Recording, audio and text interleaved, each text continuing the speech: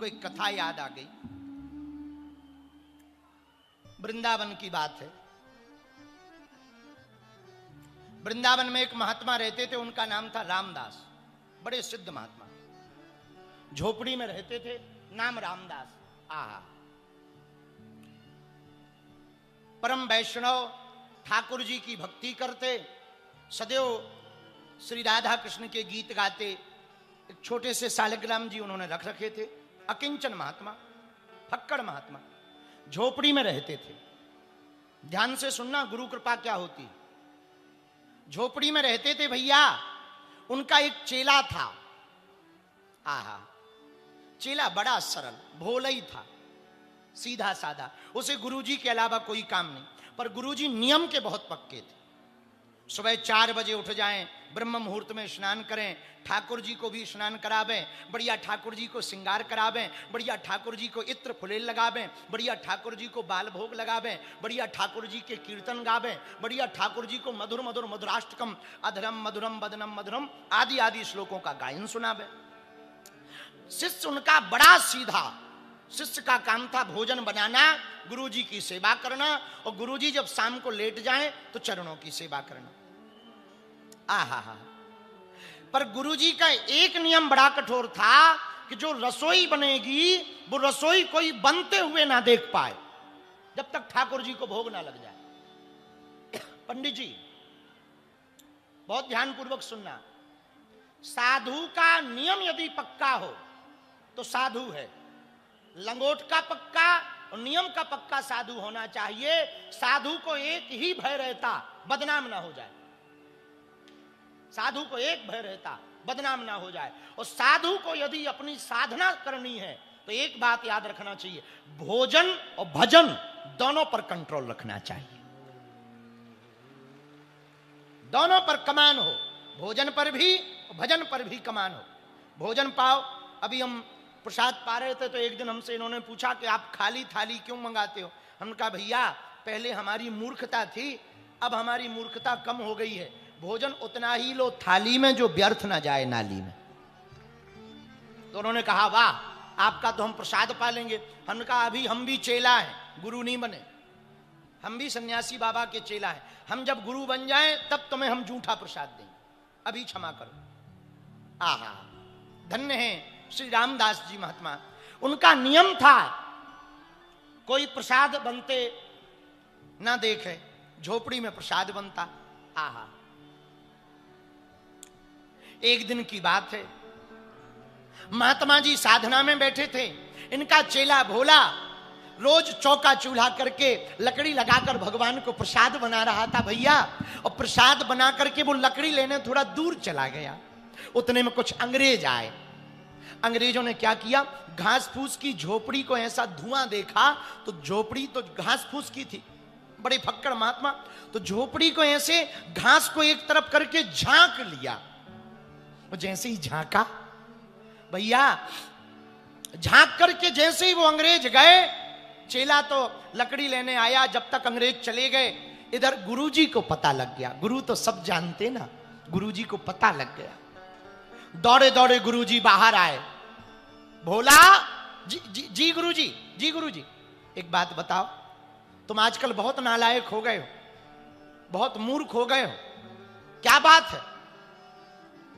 गुरुजी क्या हुआ, एक बात बताओ।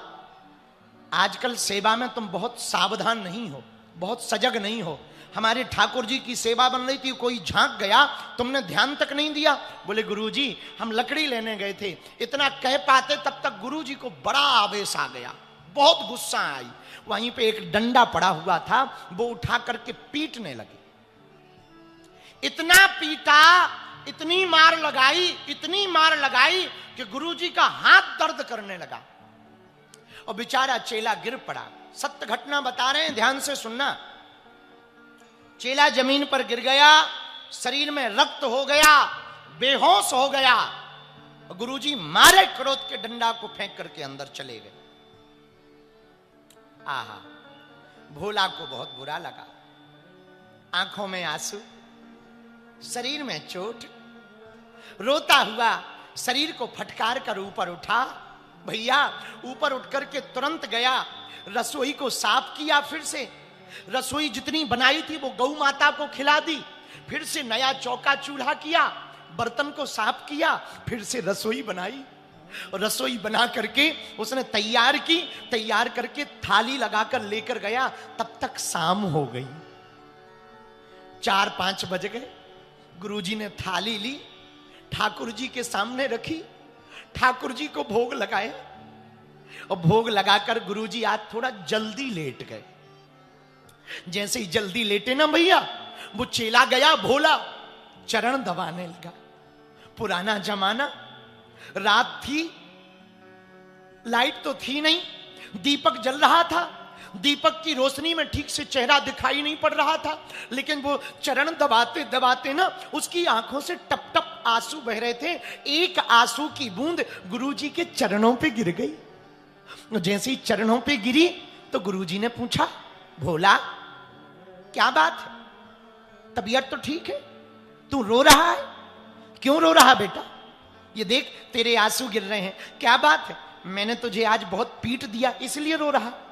पता है चेला ने क्या कहा? गुरुजी हम इसलिए नहीं रो रहे कि आपने हमें पीट दिया, हम इस बात पे रो रहे हैं कि आज हमारे कारण ठाकुर जी को आपको बड़ी देरी से भोग मिला, इसलिए रो रहे हैं। और फूट फूट कर रोने लगा। गुरुजी ने गले से लगा लिया, इधर आओ इधर आओ, गले से लगा लिया। कोई बात नहीं, भूल है हो जाती, आगे ध्यान रखना, हमारा आशीर्वाद है, खूब तुम्हारे ऊपर गुरु कृपा रहेगी, जाओ चिंता मत करो, तुम्हें ठाकुर जी मिलेंगे। इतना कह करके गुरुजी सो गए। सुबह हुई, होनी तो होनी थी, घटना तो घटनी थी। ध्यान से सुनना मेरे पागलो, सच्चे गुरु की कृपा होती है तब क्या होता है, याद रखना मेरे प्रियजनों। सुबह हुई, गुरुजी का रोज का नियम था वृंदावन की परिक्रमा करने का। वृंदावन की परिक्रमा के लिए गुरुजी उठे, चेला भी उठा, आगे आगे गुरुजी, पीछे पीछे चेला, सब जाने लगे। जैसे ही जाने लगे भैया, बीच में ही चेला रामदास को बुखार आ गया, जमीन पे लेट गया। जमीन पे लेटा तो बाकी शिष्यों ने कहा, गुरु भाई क्या हुआ? बोले भैया गुरुजी आगे निकल गए, जरा उनको बुलाओ, लगता है अब हम आगे जिंदगी भर परिक्रमा नहीं कर पाएंगे, हमारी जिंदगी का अंतिम दिन है। तो मित्रों ने कहा ऐसा मत कहो, अभी बुलाते। गुरुजी गुरुजी भोला की तबीयत खराब हो गई, आप वापस लौटो। गुरुजी कीर्तन करते हुए वापस आए। चेला से पूछा क्या बात है, तुम क्यों पड़े हुए हो? भोला बोला गुरुजी लगता है आज अंतिम दिन है, श्वास तेज चलने लगी, जोर से ज्वर आ गया। गुरुजी अब हमें क्षमा करो, आज तक का ही हमारा तुम्हारा साथ था, अब यहां से बिछड़ जाएंगे, लेकिन फिर अगले जन्म में मैं जन्म लूं, हमें आशीर्वाद दो, आपके ही चरण मिले। गुरुजी ने कहा ऐसा मत कहो, कुछ नहीं है ना, ठीक हो जाएगा, ऐसा मत कहो। गुरुजी हम सच कह रहे और बुरा ना मानो। गुरुजी एक प्रार्थना करें, 2 निवेदन हमारे अंतिम स्वीकार कर लो, हमारी आत्मा को शांति मिल जाएगी। हाँ बोलो बेटा। गुरुजी पहली प्रार्थना तो है आप हमें चरणों का चरणों तक पिला दो, आपके चरणों का चरणों तक पीना है। अच्छा हाँ। तुरंत गुरुजी गए, उसके मुख तक अपना अंगूठा लाए, बाकी शिष्यों ने जल डाला।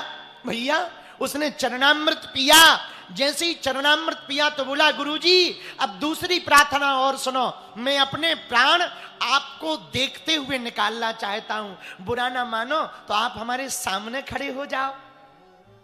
गुरुजी बोले ठीक है। अब गुरुजी भी सीधे साधे थे, शिष्य के सामने खड़े हो गए।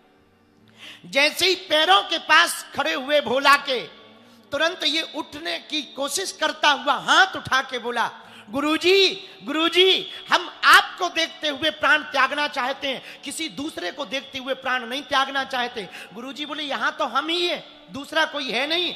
ये बोला काहे को झूठ बोलते हो, आप बगल में देखो, इस बालक को हटाओ, ये बालक हमें बुला रहा है, इसको हटाओ।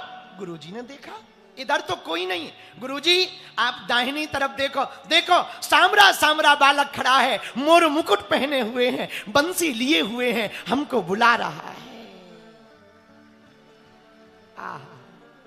इतना सुनते ही गुरुजी की आंखों में भी आंसू आ गए और हाथ दोनों उठाकर बोले बेटा वो सांवरा सांवरा कोई और नहीं, साक्षात मेरा बांके बिहारी ही तुझे लेने आया है।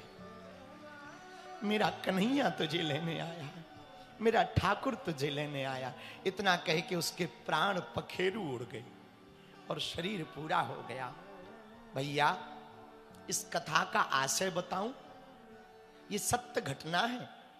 इस कथा का आशय ये है, मेरे पागलों, मेरे प्रियजनों, किसी को अच्छा और सच्चा गुरु मिल जाता ना, उसे गोविंद भी मिल जाता है। गोविंद को खोजना नहीं पड़ता, गोविंद खुद चले आते हैं। भैया, सच्चा गुरु मिल जाए ना, हनुमान जी मिले किसको? सुग्रीव को। सुग्रीव को हनुमान जी मिले तो सुग्रीव को राम जी के पास जाना पड़ा कि राम जी को लेकर आए।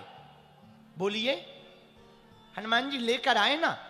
बोलो ना, हाँ जी या ना जी? ये बात तय है।